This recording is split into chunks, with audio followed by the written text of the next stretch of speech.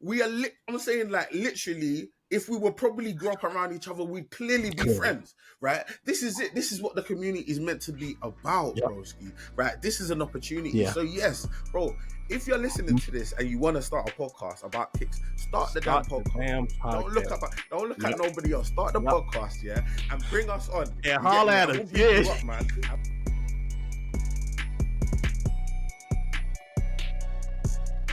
What's up, ladies and gentlemen? Welcome to another episode of What Are Those, the show that explores the art of sneaker culture. I'm your host, Adam Butler, back with another episode. Thank you so kindly for being here. Today, we're taking a trip to the UK. Going across the pond to talk to my man PROZECH. He is the host of Kicks Chronicles. He's the host of Kicks and Coffee. He's just a super dope dude, and we talked about a whole lot. I can't wait to share this interview with you all, man. This was probably one of my favorites, and I mean that. But before we get into the interview, do me a favor, ladies and gentlemen, and go ahead and subscribe to this channel. We're getting there. We're getting real close, y'all. We're getting real close, and I appreciate everybody that hit that subscribe button. I appreciate everybody that hit that notification bell. I appreciate everybody that comments on the video and shares the video. It helps with the algorithm. But if you haven't yet, it's all good. Go ahead and subscribe to the channel. Do that for me. It's super helpful. Okay, my man Pro. Listen, man. You saw the teaser at the beginning. Sneaker culture is a unifier. And we really, really talked about that today, man. This is proof of that, okay? Super dope conversation with him about sneaker culture in the UK.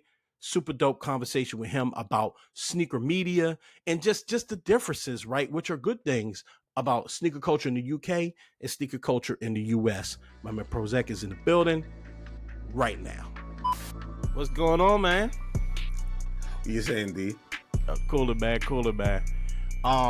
Listen, bro, we were laughing off mic a little bit because we talked about how we both are broadening our net and we want to start talking to people across the globe. Yeah, I am super honored to have you on, man. I'm a big fan of what you do. We were talking about how you interviewed my man Haas and how that was just such a great interview. You're really good at what you do, man. We're going to talk about you, your show, all of that in a moment. But I want to start by just asking you, what made you fall in love with sneaker culture, man? Like what is it about this culture that resonates with you? I think that's such an interesting question because, and first and foremost, thank you for having me. No problem. I appreciate the time and I appreciate all you listeners as well. Big up yourselves, man. It's a massive blessing to be on this platform. But yeah, in terms of how I fell in love with the culture, I think it's fairly layered because I see it in stages. I fell in love with kicks first. Before I ever knew about the culture. So I call myself a purist in that regard, but I think a lot of us are in the sense that it's the silhouettes, it's the colorways, it's the stories that drew me in. So from a very young age, I realized that these things that people put on their feet, it seemed for whatever reason to be almost like a ticket or some kind of access to a different level of respect, a different level of love, a different level of honor on the roads. You get me? And you might call them the roads, you might call them the streets, but it's all the same thing. So when I'm growing up and I'm realizing the kicks that I've got on, the books that I'm wearing don't get that same kind of love. I'm realizing, you know what, man, there's a disparity here. But I understood quite quickly, and this is like early years, that growing up in an African household, even in the UK, my mom's priorities were not about my kicks, bro. She actually had 3 priorities, and I always say this shit. It was God, it was education, and it was food. And you get me? And ultimately, right, kicks didn't make it on the agenda. You get me? And it didn't mean that every so often I didn't get a nice pair, but for the most part, I was fighting for my life on these streets. You get me? So ultimately, it became aspirational because it was something I couldn't get, something I didn't have access to. It became really aspirational and something that I'd really look at. So we used to get these catalogs. We used to call them the Littlewoods catalog or the other kinds of catalogs, Freeman's catalog. I know you guys probably don't get those over there, but I know you probably got similar things. And I would go through the catalogs and I'll be marking the pages that had the kicks that I loved, and just on the off chance that my mom might look at at the catalog and be like, those are nice pair of kicks. Maybe I'll get them for maybe I'll get them for pro. Like, but that never worked. That never worked. And ultimately, it was just that desire, that passion, and then seeing the various different types of silhouettes. I grew up in Southeast London. Very, very popular silhouettes were shoes like the Reebok Classic, Workout. Well before like Nike took over, Reebok were really reigning heavy, and I really loved the Reebok Classic because of that. And that's a real aspirational shoe to me. And I used to think about sort of the blacked out version with the gum sole. I used to think about the ripple bottoms as well. Like, I used to be thinking about these shoes, and people around me would have these kicks, but I would never be able to get them until by the grace of God, my mum pulled it out of the bag and got me a pair. And even though the pair she got me was a little fruity, I still had to rock with it. Respect to everybody. Yo, I love that because the stories are so similar, right? Like I'm here, I'm in the States, I'm in DC. There were certain silhouettes that we wanted, and if your household, if your parents, whoever was raising your grandparents, parents, whatever, if they could afford it, you maybe get one or two. You know what I mean? For us, it was like New Balance and a lot of Nike stuff and all that. But I do remember when the Reebok wave was going on. That's why I smiled when you said that, man, because that was a real wave. And if you could just convince your parents to understand, because sneaker culture, I'm assuming me and you are in the same age bracket, right? So sneaker culture, possibly, it's not always been the case for me, but this one, I feel like we wait, So we know that like there was no real sneaker culture, a true sneaker culture, really before our generation. So really getting our parents to understand. Not only do I want this shoe, I may wanted to play some ball or whatever sport or whatever, right? But also I wanted to wear, like I want it is, to me, is just as valuable as those loafers or whatever that was they wanted us to wear at the time. It was really difficult for them to understand, like, why does this tennis shoe, as they would call it here in the States, like, why is this tennis shoe so important to you? That's such an amazing point, because ultimately, without having that sort of ingrained culture, they didn't see the value. This is ultimately what it was, right? Yeah. And because we grew up in a different environment, we did ascribe a significant amount of value to those shoes. You get me? Probably too much value. Probably too much. Yeah. Probably too much. But at that time, like when you're young and everything is everything and your emotions are super high, like the smallest little things, when you look back and think, what, that was a minor, but you're in the moment, like, if I don't get this shoe, I'm about to explode. I'm going to lose it. I'm about to wow out if I don't get these kicks. You get me? And these are real emotions, real feelings. You get me? Like, but the good thing about not being able to get everything I wanted when I wanted it was it did teach me humility. It did enable me to have context. Yeah. Like I grew up to become a size 12. I still can't get every shoe I want. Same here, brother. So it's like, for real. So it is what it is. Like, I think that was, I'd rather have that foundation than would have got everything I wanted and then ultimately grew out of everything and I just had memories, right? Yeah. It's aspirational, you know what I mean? And again, you can, the theme of my show is the art of sneaker culture and, really exploring these things and looking at them in a different light. A lot of people that listen to my show are not sneakerheads, which is always fascinating to me. People that want to learn, that are kind of like fascinated by sneakers. Yes, I think it's really, really cool. Some of the people that may come up to me or bring up the show and they're like, yo, I just learned about this, or I didn't even realize that. So I really spend a lot of time really explaining to people what sneaker culture is and why, like someone like you and I, how we may see the sneaker differently than somebody that's just like, oh, these are a comfortable pair of shoes, I can walk around and this, that, and that. And it's like that for us as well. And it's just funny you were talking about like when you were a kid and wanting these things, and I relate to that. My son, who's 10 years old, right? Like, I don't know if you've seen that clip of Blackish where the son comes in and goes, hey, can I get those Jordans? And Pop's like, oh my God. Right? He starts tearing up. Yeah. He starts crying. Yo. I've been waiting for this moment my whole life. I've been waiting for this moment. Listen. I finally love you. Yeah. Okay, right. We bonded for real. My wife texted me one day and said, my son, we in DC, so phone pauses are a big thing. Yeah. I don't even know what these phone pauses are. They're like chrome. They look like mirror phones, but they aren't mirror phones, right? I think you posted about the mirror Yeah, phones, right? my son, yeah. I posted about the mirror because that's on my girl list. But my son, there's a picture of him online with the little silver little chrome phone pods. He asked for those. You know how many Amazing. sneakers we tried? We had this boy in J's. Oh my God. I mean, all of it. Okay. And he's like, I don't like them. They're uncomfortable. I don't want to wear it. I want to wear my Crocs. And I'm like, okay, Crocs are cool, but you don't want this heat. You're trying to put man on game, man. All he wants is a pair of Crocs. But I respect it though. I respect it, man, because it's almost like the life that we've led. And the almost without sounding melodramatic, the suffering that we've endured, right? Wanting to get these kicks, not being able to, and then working to get into a position to have them, right? And you want to pass that down to your seed, right? You want to pass it down, and they just don't have. They like the previous generation. They don't have that value. They don't see the value in it. But the thing is, obviously, that's not everybody. Obviously, that might be particular to your son. But like, I feel like maturity is understanding everybody might not like kicks the way I like kicks. Absolutely. That's okay. That's okay. And that's as long as you're cool with me liking it the way I want to rock it, right? Boom, that's it. Like, I'm easy with you and you be easy with me. And that's the culture. Good. And that's the culture. That's such a great point because, you know, sometimes, especially in the past like 4 or 5 years, maybe not so much now because there's been a lot of talk about like sneaker culture dying and all this and that, which obviously we know isn't true. It's just kind of going back to what it was, which is what we were just talking about, right? When it feels hyped up, like any subculture, when it feels like other people are putting their hands in, a lot of people get uncomfortable because they feel like we're losing this thing that we bond over. But I always encourage people to not look at it. If it's growing, then that's a beautiful thing.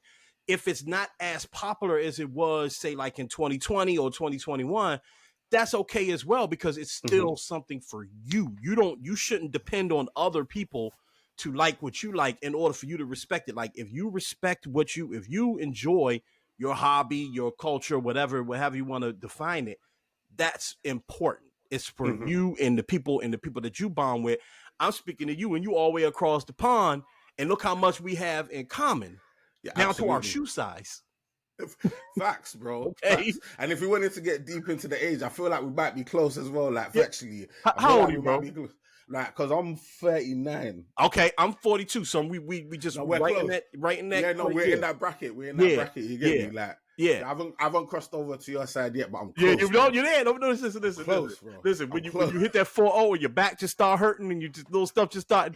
I'm just remember that your boy told you. Yo, hey man, that's funny, man. So let's talk about UK sneaker culture. You know what I mean? Because I imagine there are some differences between, you know, sneaker culture in the States, even if they are subtle.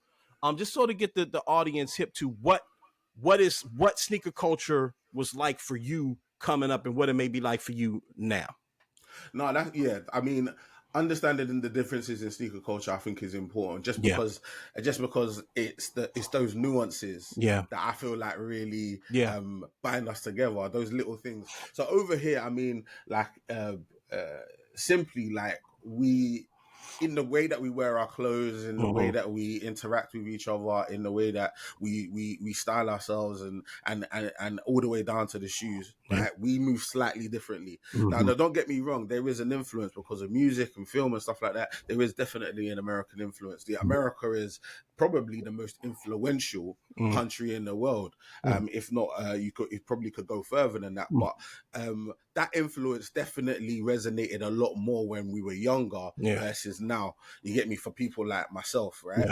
Growing up, obviously listening to hip hop, people like Kanye, Jay, blah blah blah, Lil Wayne and what have you, right? These guys were style icons in our eyes, and obviously because of that, we wanted to take a lot of our design hues and our styling hues from that, right? So definitely early doors, you did see some baggy jeans. You did see, like, I'm saying, like, people with the Air Force Ones, or I'm saying, like, trying to touch that whole uptown thing or whatever, like, and for a small and brief period, I'm saying the throwbacks were definitely a thing over here. It was definitely a thing over here. But more often than not, you're going to see people with their clothes a little bit more fitted. You get me? And less intentionally baggy, obviously. But in general, people will move a little bit more fitted, a little bit more straight. You get me, man? But in terms of the kicks, right?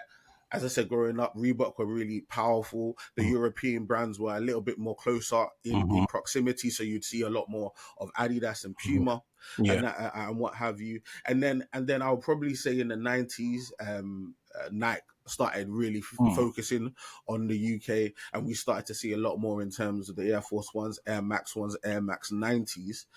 Air Max 95s are massive in the UK, up and down the country, especially in the south, absolutely, but in the north, like they love the 95. It's one of the most popular shoes in the north of the UK. I'm talking Scotland. I just interviewed a store owner from Perfect. Shout out to Ben. And I was just asking why in Glasgow, Scotland, is the 95 so popular, but it's the same in Liverpool and Manchester. It's the same up in the north, like, but we love the 95 for whatever reason. I think it's that mix of like that comfort, but also it's kind of rugged and that layered feel is quite, I'm saying, like, it's just got a lot of cool elements to it. But other than that, I think the only other differences are I suppose the way in which we get our shoes. The way in which we get our shoes and the places where we get our shoes and the amounts that we have to pay to get our shoes as well. But yeah, man, other than that, man, we're fighting the same battles you're fighting to get kicks, man. I'm saying there's a lot of similarities in when I speak to people, I hear them. There's a lot of similarities in the difficulties being able to cop certain shoes. The market changing recently, becoming a little bit easier, less hypey, more focused on actually the ability to get kicks. There are a lot of big brands in the UK that are focused on the sneaker culture at the moment. Brands like eBay and Offspring and JD Sports are really focused on the culture at the moment. So it's getting some good focus. So yeah, those are pretty much like the main bits and pieces in terms of the UK. You know, I think about like how the culture really popped off here in the States, right? Like, I did a documentary on it, and obviously you focus on Run DMC and the Adidas movement and all this and that, and how hip hop really, and that's why I imagine, you know, the genesis of it, is it much different in the UK or any other country for that matter as it is here in the States, because it's hip hop, right? If you were into any street culture at the time, then, you know, sneakers were part of that street culture, Chuck Taylors, things like that, right? And then the Adidas. But really what blew up sneaker culture here in the States was basketball culture, right? The NBA. Absolutely. You know what I mean? Absolutely. And we didn't have that. That's what I was going to say. We didn't have that. Right. So when I hear like Air Max 95 and a lot of trainers, that makes sense for what you're talking about. For us, it was like, you know, I'm bringing up Jordans and the foams and the you know, this, that, and that, this player's shoe and this player's signature shoe for a long time, pretty much up to like the mid 2000s when sneaker culture really boomed and it was more about SB dunks and stuff like that. It was really like, okay, Allen Iverson's silhouette, the new Jordan, the new whoever, right? You know what I mean? Master P had a sneaker for a little while, right? Like, you know what I mean? Like, it was that person connected with the sneaker. In the UK, was it more of the street style and what the comfortability was along with the aesthetics? Or was there anyone that you looked at besides Michael Jordan, like, okay, this sneaker is a signature sneaker, and I as a kid just wanted to be like that person? Yeah, I mean, that's a great question. Taking the last bit first, we didn't really look at Jordan in that way with any kind of credibility or any kind of admiration until I would say post 2010. Okay. If I'm being honest. Obviously there were earlier adopters. There were people, but I started getting into Jordan and stuff probably around 2012, 2013. Like, cause I started thinking, okay, like, the main thing over here, is like, especially in London where I'm from, right, is bro, everyone wears a lot of the same stuff. How do you make yourself stand out? Right?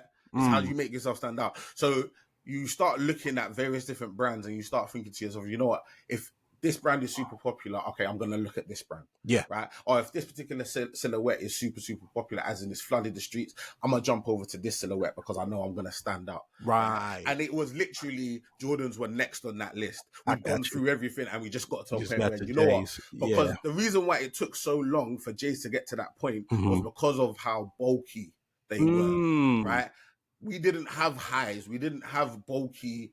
We used to ridicule them. We used to look at them and say, you know, the Americans ain't got drip, bro. The Americans ain't got style, bro. Because we've got straight leg jeans, right? We're rocking chinos and straight leg jeans, right? It won't work. It doesn't work. But the thing is, obviously, we just hadn't patterned it correctly, right?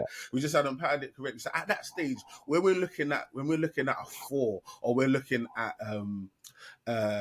like a 4. 4 is a good example. That sort of bulky nature of the shoe. And we're thinking to ourselves, you know what, man, how am I going to wear these with my straight jeans? It's not going to make sense. It's just going to be all shoe and no jeans. And you're used to covering your shoe a little bit with the jeans, boom, boom, boom. So it just didn't work aesthetically. But it just needed for somebody to say, you know what, I don't want to look like these men over here. The other thing I would say for me that really, apart from hip hop, which I was influenced with, and a lot of people around me in sort of my demographic were obviously influenced by hip hop, it was Japanese culture as well. Because I fell in love with Japanese streetwear, and that's heavily influenced from America, right? So you're gonna see, and the thing is, Japan was actually really, really important in that regard, because you see them merge it. They have that cotton sew, they have that straight leg style, right? But then they merged it with the American style. So they found a way to make it work that gave us the influence and the inspiration to say, oh, they're already doing it. So I can just follow their style, right? And that's really where you started seeing people realize, okay, if I got straight leg jeans, I can wear Jordan 1. Because it's a sleeker silhouette. It's a sleeker silhouette. Bro. I might rock a 6 because even that's a sleeker silhouette. Right? And you start thinking, oh, okay, no, there is a way to make it work. And then you start digging deeper. Then you start rocking out. I feel like Jordan became the most popular after The Last Dance.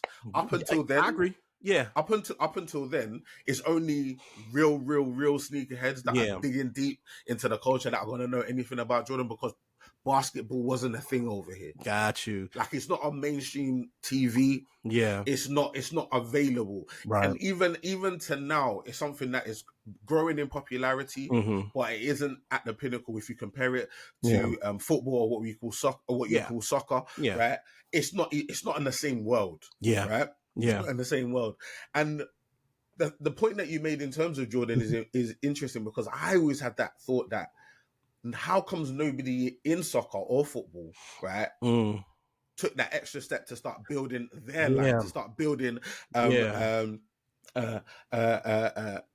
brand that people could identify with. Right. But I feel like for a lot of people, maybe someone like a David Beckham or whoever had that opportunity but didn't really take it, right? So it is what it is. I think at a certain point, we just got to the point where we realized, you know what, Jordans are sick, and we started incorporating them into the drip still. Yeah, you know, you said two things that's really interesting there. I'll start with your latter point, which is like footballers, soccer players, and even in the States, we had the issue with like NFL football players, right? Like the Deion took off a little bit, you know, Barry Sanders, things like that. But for the most part, you never really had like an NFL football player with a really crazy popular silhouette. Deion Sanders probably is the one, because he's Deion Sanders, right? Bro, he's him, right. Facts. But the thing is, I think the biggest issue is that basketball, the sneaker is the same on the court as it is on the roads, right? It's a hardwood sport. It's a court.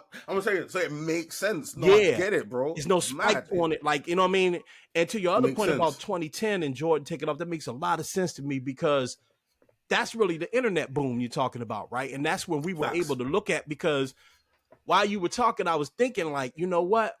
That's interesting, because in the US, a lot of people started adopting European fashion across the board, not just hip hoppers and street culture, but just like culture in general. The clothes got slimmer. You know what I mean? We became more tailored because we were able to really see what other people were doing. Just like you talked about Japanese culture and being able to see that and touch that. We had a thing here in the States where, like, each state, you could go to a state for the most part, especially if it's like large black culture there, right? And say, oh, you're from New Orleans. You're from New York. I could tell you're from Florida. I could tell you're from Los Angeles, like just by their uniform, right? Yeah, wearing that uniform. Facts. Right. I like that. I like that. That uniform has disappeared because of social media, that social media boom. So it makes sense that people in the UK, you probably start to see more basketball clips and you start to see more Jordan. Like you said, we grew up with Michael Jordan and we're walking around dressed like basketball players. I was watching Clockers the other day, the Spike Lee movie with Mekhi Phifer. It came out, back in like 94 or whatever, you know what I mean? And Mekhi Phifer just literally had on like a whole basketball uniform in like several scenes, like the jersey, the shorts, and the like he looked like he's about to go play for like Arizona State, like literally. And that's what we were dressing, you know what I mean? So, street culture has advanced so much. And I love what you said, because to me, that is the dopest thing about culture, while having some gatekeeping to it, like recognizing that like this silhouette, I'm just throwing something out there like a samba or something like that. It's really influenced by UK culture. That's something y'all were doing. And you recognizing like, yo, I'm wearing a 996 New Balance, or I'm wearing a Jordan 11. That's influenced by American culture. And that's how when we can share culture in a respectful manner. And that goes for all cultures across the board. And there's racial aspects of that as well. That's another conversation for another day, but that's how we gatekeep a little bit. No, facts. Yeah, you know what I mean? And so right, I think that's really, really, really dope, man. I want to move on to what you do, right? Because you're not just a sneakerhead. You have a dope show, a couple of dope shows yourself, man.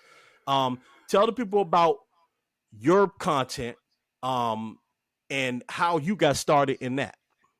Well, okay, so and I appreciate that compliment. I really do, bro. So yeah, I've been doing basically I've been doing content. I've been doing various different types of content for a while. I started around the time of lockdown, but I'd had the idea to start getting into content from about 2016. I was just really looking for something that represented me. I saw it becoming a viable outlet in terms of creativity for a lot of people. And I just didn't know what angle I was going to come in at. Though I did think, there's definitely some legs in this. There's definitely something that can happen with this. But I just didn't know what angle I was going to come at. And it was my wife ultimately said to me, why don't you just chat about kicks? And I was like, bro, thank God I married you, man, because it was staring me in my face the whole time. Like, I'm saying, like, my love for shoes and my love for silhouettes and the stories behind them. I could talk for literally, and I could talk for years. About this, right? It's my absolute passion. So ultimately it made sense. So I started off on YouTube doing reviews. I got the idea initially to review kicks, and I thought, you know what, if I'm gonna get kicks, I'm gonna review the shoe, and then I can sell the shoe, and then I can buy another shoe, right? So I can just sort of keep it rolling, right? And if I want to keep a shoe, ultimately, if I get enough profit, I can keep a shoe, and then I buy another shoe, and we just keep it going around. So that was my mindset going into it. And it made sense from my wife's perspective, because it's like, well, I'm not using house money, blowing money, So she was on board because I can outlet it creatively, but I'm not messing around with the funds. You get me? Like, so it made sense. But then it started picking up, and then the other thing is, like, after doing reviews, and reviews are a very interesting thing to do wherever you do them, and shout out to all the big reviewers out there. But it's like, when I started realizing that, okay, a lot of people are paying up a lot of money to get super early, so it's hard to get so it's hard to get ahead of the game. I was thinking to myself, you know what else do I love about this, and what is my other what are my other loves, and how could I incorporate that? And I used to be a journalist, and I just loved the idea of speaking to people and understanding their stories. And that's really what it came down to, probably similar to yourself, in the fact that I love hearing people's stories. And then when you've got a subject as a motive, as sneakers, from a lot of people outside looking in, and I say a motive for a specific reason, a lot of people outside looking in look at these kicks and just think they're a pair of shoes. You kind of alluded to it earlier, but then you speak to someone that is an enthusiast, you speak to somebody that is a sneakerhead, and once again, they could be talking for years about one silhouette, because of how much it means to them, right? I wanted to hear those stories. I'm a glutton for those stories. I want to hear as many as I can. Like, you know, like in Pokemon, I want to catch them all. I want to hear everyone because I think everyone's story is valid. And there are going to be people in the culture that are more prominent than others. But in terms of the first question you asked, how did you fall in love? That's equal. That's an equal playing field because love is love. How you fell in love is just as important and just as valid as how Joe LaPuma fell in love or Brendan Dunn fell in love. You get me, man? We all fell in love in a way, and this is something that we share and something that brings us together. You get me? Like, so yeah, the podcast was born, Kicks Chronicles, where we essentially talk to a guest about their sneaker journey, how they fell in love with kicks, bring it up to the modern day and trying to work out how kicks plays a part in their modern life now, right? And then off of that, I've had the opportunity to speak to amazing people. We're close to 100 episodes. It's about to happen in the next few weeks. And because of that, I've had the opportunity to then take that on the road a little bit, go to some festivals, some conventions, and do that live. I do that live. I most recently did that at Kicks and Coffee. Shout out to Joe Palmley. He's my guy. He always brings me in and gives me that opportunity. And I've been able to do it a couple of times at Kicks and Coffee. Last one being sponsored by eBay, which is big because eBay is in terms of some of those brands that are really focusing on the culture right now. eBay are definitely one of those brands in the UK that are very focused on the sneaker culture, like super focused on the sneaker culture, and I know it's very similar in the US as well. So yeah, man, it's been great. I've also had the opportunity to work with different brands like Crep Collection Club as well, and manage their content and be there on their personality. And yeah, just and Sneak Supply, shout out to those guys as well. Like, I've had a lot of great opportunities, and I'm thankful to God for those opportunities. My main thing every week is the podcast, but off the back of the podcast, like, definitely God has blessed man with a lot of opportunities, and I'm very, very thankful. And I just continue to plug away, continue to work. Obviously, if people like my content, continue to show love like people have been. I love it. Every interaction is amazing, and yeah, man, I'm really, really excited to see what the future well deserved, holds. brother. Seriously, I was telling you, I was watching. You, I obviously I reached out to you for a reason, you know what I mean, and I watch your content, and I'm really impressed by it. You know, not only just being a sneakerhead, obviously, but being a person in the sneaker media space. I've been podcasting for years, but outside of sneaker podcasting, like it's just like a podcast. And really getting into the sneaker podcasting aspect of it after I did my documentary. And like you said, around the pandemic as well, the lockdown, I really focused on, okay, what are those podcasts and is that another. So I watch other people that do these things, that do this. And, you know, my thought process is always like, you know, let's reach out to these people and let's find out what people are doing to inspire myself. You know what I mean? So you're one of them people, man. I'm really into what you got going on, man. Seriously, that, brother. Like I really I'm big on giving that. people their flowers while they're here, man. And you know, No, man, massively appreciate it, man. And thank you for your contribution to the culture as well, man, because I think and this is something that I spoke to Hass about. You were mentioning Hass earlier, man. Shout out to who is Hass from My First Kicks. Like I don't see any reason why we shouldn't be bigging each other up and supporting one another, man. I don't see it. Like, I told him, like, in the UK, and I don't know if it's the same for you guys in America, we have like thousands probably, like, soccer podcasts. We have loads. Like, I'm saying, for every single club, there's a podcast. Like, there's fan casts for every single type of fan. You get me? Like, there's some player focused podcast. There's thousands of podcasts, right? But why do we think we only should have 2 or 3 sneaker podcasts? Right. And that competition piece, and I get it, you know, everybody wants to be here in the States. And me and Haas definitely talked about this on the episode I had him on. We talked about this, like, this idea of like, I have to be the one. And even when you're reaching out to people to speak to them, it's a lot of like, and to me, that's weird because honestly, your show isn't much different than mine, and mine isn't much different than yours, right? But your show is unique because it's you. You know what I mean? And so there's no competition. Like, I'm not taking audience away from you, and you're not taking audience away from me. Like, there are people that tune into your show because they want to hear what Pro thinks, and that's that. Like, it's less about sneakers and more about what you have to say. You know what I mean? I completely agree. Also, this is an opportunity This is not competition. This is an opportunity. This is not something, right, that we need to combat and argue about. This is something we should be celebrating. This is an opportunity. And this is the mindset that people go into things with. And this is just how I live. There's no reason why me sitting in my office speaking to you should happen, right?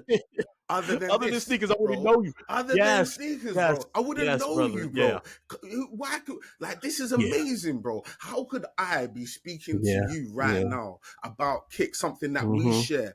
In the course of the conversation, and identifying so many other things that we have common, right? We are, I'm saying, like, literally, if we were probably grow up around each other, we'd clearly be friends, right? This is it. This is what the community is meant to be about, broski, right? This is an opportunity. So yes, bro, if you're listening to this and you want to start a podcast about kicks, start the damn podcast. Don't look at nobody else. Start the podcast, and bring us on. Holla at us. We'll big you up, man, and we'll encourage you, man, because there's opportunities out here, man. Come on, man. We need to forget about all of that, man. We need to really focus in and realize, you know what?